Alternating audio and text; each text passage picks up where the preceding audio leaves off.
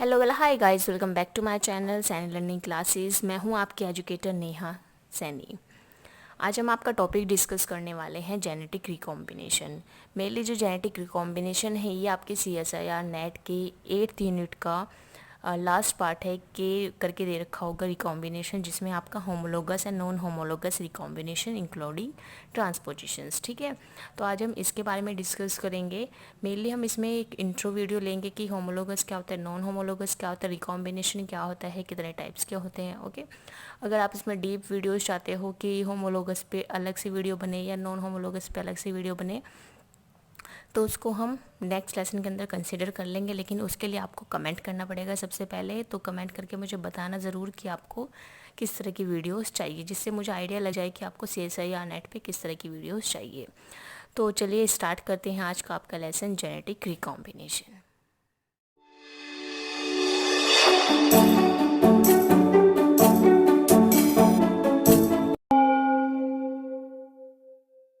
जो आपका जीनोम होता है वो क्या होता है, डायनेमिक एंटाइटीज़ होती हैं उसके अंदर। और मेनली जो इसके अंदर चेंजेस आएंगे वो दो ही कंडीशन में इसके अंदर चेंजेस आ सकते हैं आपके जीनोम के अंदर।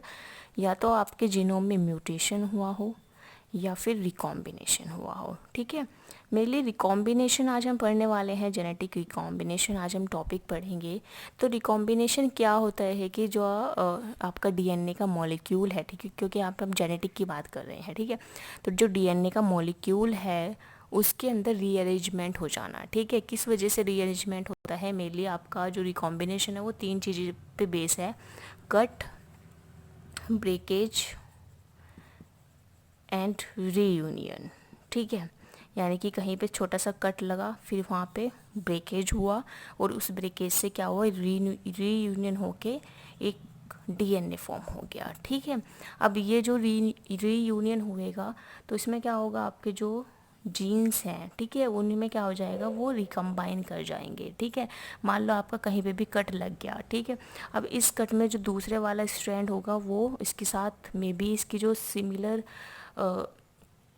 जो आपके जीन्स है वो कंबाइन कर जाए, या फिर आपके जो डिसिमिलर जीन्स है वो इस DNA के अंदर कंबाइन कर जाए। ठीक है, तो इससे क्या बनेगा, एक रिकॉम्बिनेशन बनेगा। तो इसको हम बोलते हैं रिकॉम्बिनेशन। तो आइए डेफिनेशन के थ्रू देख लेते हैं कि जेनेटिक रिकॉम्बिनेशन क्या होता है। देखो, genetic recombination is defined as when genetic material is exchanged between two different chromosomes. ठीक है, क्रोमोसोम्स ऐसे है। ठीक है, और between different region within the same chromosome. यानी कि इसमें बोला गया है कि जेनेटिक रिकॉम्बिनेशन वो होता है जब आपका जेनेटिक मटेरियल एक्सचेंज होता है, या तो आपके दो सिमिलर क्रोमोसोम्स के बीच में एक्सचेंज हो रहा है, ठीक है, या फिर आपके दो डिफरेंट क्रोमोसोम्स के बीच में क्या हो रहा है, एक्सचेंज हो रहा है। उसको हम क्या बोल रहे हैं, जेनेटिक रिकॉम्बिनेशंस। ठीक है, या तो सिमिलर क्रोमोसोम्स के बीच में आपका रिकॉम्बिनेशन हो रहा है, या फिर आपके दो डिफरेंट क्रोमोसोम्स के बीच में रिकॉम्बिनेशन हो रहा है। इसको हम बोलते हैं जेनेटिक रिकॉम्बिनेशन। तो अब बात करते हैं यूकैरियोट्स एंड प्रोकैरियोट्स में कि जेनेटिक रिकॉम्बिनेशन यूकैरियोट्स में कहाँ पे होता है, प्रोकैरियोट्स में कहाँ पे होता है। ठीक है, मेनली यूकैरियोट्स के अंदर आपको देखने के लिए मिलेगा मियोसिस के टाइम पे। ठीक है, मियोसिस में जो क्रॉसिंग ओवर होता है वो मेनली किस वजह से होता है, रिकॉम्बिनेशन की वजह से ही क्या होता है, क्रॉसिंग ओवर होता है। पेरेंट्स के जीन क्या करते हैं, जो आपके पेरेंट्स हैं, मान लो कोई भी है, ठीक है, पेरेंट्स है, ये दो पेरेंट्स है, ये मेल है, ये फीमेल है। ठीक है, अब ये पेरेंट्स के जीन्स हैं, तो इनका जो क्रोमोसोम्स होंगे वो क्या करेंगे, इनका कुछ सेगमेंट यहाँ पे एक्सचेंज होगा, इनका कुछ सेगमेंट यहाँ पे एक्सचेंज होगा, और एक न्यू हुई क्या बन जाएगा, न्यू क्रोमोसोम बन जाएगा, या न्यू गैमेट बन जाएगा। ठीक है, जिसकी वजह से क्या होगा, एक न्यू जनरेशन का फॉर्मेशन हो रहा है। ठीक है, यहाँ पे न्यू जनरेशन का फॉर्मेशन हो रहा है इस रिकॉम्बिनेशन की वजह से। तो यूकैरियोट्स में मेनली कहाँ पे देखने के लिए मिलता है, मियोसिस के टाइम पे देखने के लिए मिलता है। क्रॉसिंग ओवर के लिए रिकॉम्बिनेशन ही रिस्पॉन्सिबल होता है, क्योंकि इसमें क्या होता है, दो आपके दो क्रोमोसोम्स के सेगमेंट्स क्या करते हैं, एक्सचेंज करते हैं जेनेटिक मटेरियल को, एक न्यू रिकम्बाइंड DNA को फॉर्म करते हैं। ओके, अब बात करते हैं प्रोकैरियोट्स में। इसमें 3 प्रोसेस आते हैं, कॉन्जुगेशन, ट्रांसडक्शन एंड ट्रांसफॉर्मेशन, ठीक है। इनके नाम आपने सुने भी होंगे। मेनली जो आपके प्रोकैरियोट्स हैं, बैक्टीरियाज हैं, उनके अंदर जो जीनोम ट्रांसफ़र होता है वो इन 3 प्रोसेस से ही होता है, कॉन्जुगेशन से, ट्रांसडक्शन से, ट्रांसफॉर्मेशन से। कॉन्जुगेशन का मीनिंग क्या होता है? फिजिकली कॉन्टैक्ट ऑफ 2 सेल्स, यानी कि जो 2 सेल्स हैं इनका क्या होगा? फिजिकली कॉन्टैक्ट होगा, तब ये क्या करेंगे? अपना जो जीन है या जो डीएनए है उसको क्या करेंगे? ट्रांसफ़र करेंगे, ठीक है। एक इसका और मेथड होता है जब ये क्या करते हैं, F+ का फॉर्मेशन करते हैं, एक ब्रिज लाइक स्ट्रक्चर फॉर्म करते हैं और यहाँ से अपना जो जीनोम है वो ट्रांसफ़र करते हैं न्यू सेल के अंदर, ठीक है। ये पूरा प्रोसेस क्या है? कॉन्जुगेशन का प्रोसेस है। अब आता है ट्रांसडक्शन। ट्रांसडक्शन जो होता है मेनली वायरस के थ्रू होता है, ठीक है। वायरसेस या बैक्टीरियोफाजिस हम इसमें मेनली आते हैं। बैक्टीरियोफाजिस के थ्रू क्या होता है? इसमें जीनोम का ट्रांसफ़र होता है। ट्रांसफॉर्मेशन में क्या होता है? ट्रांसफॉर्मेशन में मेनली जो नेक डीएनए है वो क्या होता है? ट्रांसफ़र होता है, ठीक है। इसमें जो पूरा नेक डीएनए है वो ट्रांसफ़र होता है थ्रू सेल्स, यानी कि इसमें जो डीएनए का सेगमेंट है वो ट्रांसफ़र हो जाएगा एक सेल से दूसरे सेल के अंदर, ठीक है। अब बात करते हैं टाइप्स ऑफ जेनेटिक रिकॉम्बिनेशन की, किस तरह के जेनेटिक रिकॉम्बिनेशंस होते हैं। फर्स्ट आता है आपका टाइप्स ऑफ जेनेटिक रिकॉम्बिनेशन में होमोलोगस, ठीक है। होमोलोगस में क्या होता है? जो नाम से आपको पता चल रहा होगा कि सिमिलर सीक्वेंस का क्या होगा? एक्सचेंज होगा, ठीक है। यानी कि सिमिलर सीक्वेंस का एक्सचेंज किसके अंदर होता है? होमोलोगस के अंदर होता है। मेनली ये कंडीशन आती है मियोटिक एक्सचेंज में, होमोलोगस रिकॉम्बिनेशन आपको देखने के लिए मिलेगा। और ये है आपका यूकैरियोट्स में, ठीक है। यूकैरियोट्स में अगर आप देखोगे तो मियोटिक एक्सचेंज के टाइम पे क्या देखने के लिए मिलेगा? होमोलोगस रिकॉम्बिनेशन देखने के लिए मिलेगा।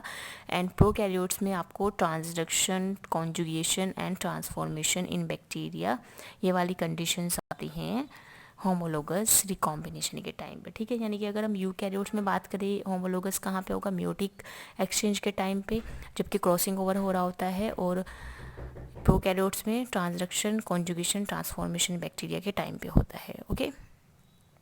अब सेकंड है आपका साइट स्पेसिफिक रिकॉम्बिनेशन। देखो नाम से ही पता चला है साइट स्पेसिफिक, यानी कि जो आपका यहाँ पे जीनोम ट्रांसफ़र होने वाला है, जो एक्सचेंज होने वाला है वो क्या होगा? एक स्पेसिफिक साइट पे होगा, ठीक है।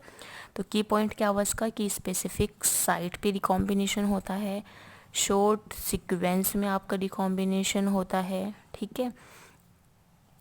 अब थर्ड की बात करते हैं। थर्ड है आपका नॉन होमोलोगस, ठीक है। नॉन होमोलोगस में मेनली अगर आपका आएगा तो वो आते हैं ट्रांसपोजिशंस, ठीक है।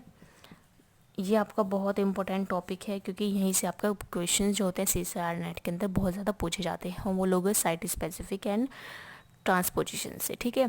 नॉन होमोलोगस का मीनिंग क्या होता है? कि जो आपकी जीनोम का एक्सचेंज होने वाला है वो क्या है? सिमिलर सीक्वेंसेस नहीं है, ठीक है। अगर सिमिलैरिटी होगी तो बहुत कम सिमिलैरिटी होगी, ओके।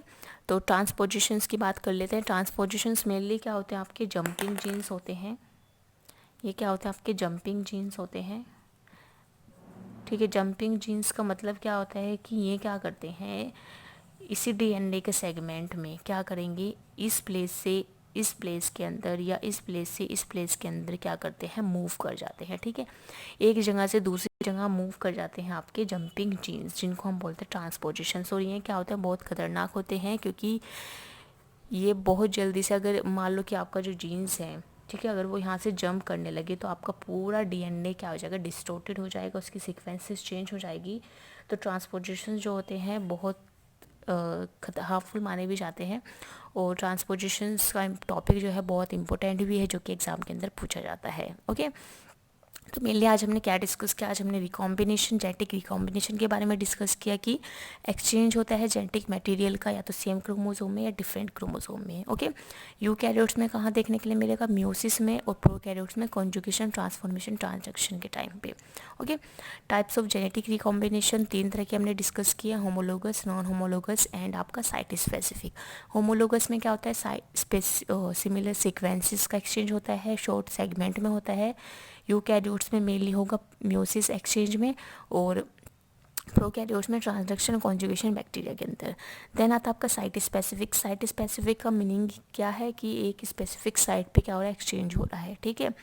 थर्ड वन है नॉन होमोलोगस। नॉन होमोलोगस की इसमें जो एक्सचेंज होगा वो सिमिलर सीक्वेंसेस के अंदर नहीं हो रहा है, डिसिमिलर सीक्वेंसेस होंगी। अगर सिमिलैरिटी है तो बहुत बहुत बहुत कम चांसेस होंगे उस सिमिलैरिटी के।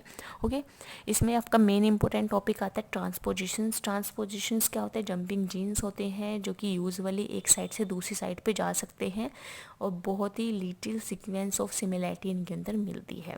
ओके, ये था आपका आज का लेसन जो कि आज हमने डिस्कस किया। अगर आपको न्यू लेसन्स चाहिए इस टॉपिक से रिलेटेड या किसी और टॉपिक से रिलेटेड टू CSI या नेट, तो आप मुझे कमेंट करके बता सकते हैं, क्योंकि मुझे पता तो चले कि आपको किस तरह के टॉपिक्स चाहिए। ठीक है, तो मिलते हैं नेक्स्ट क्लास में नए टॉपिक के साथ। चैनल को लाइक शेयर एंड सब्सक्राइब ज़रूर करना। Thank you to all.